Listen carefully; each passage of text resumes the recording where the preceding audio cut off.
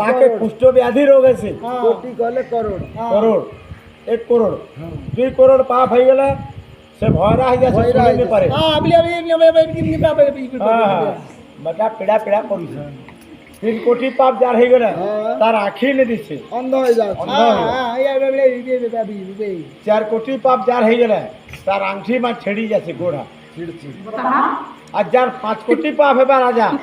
তার কুলে কেবে সন্তান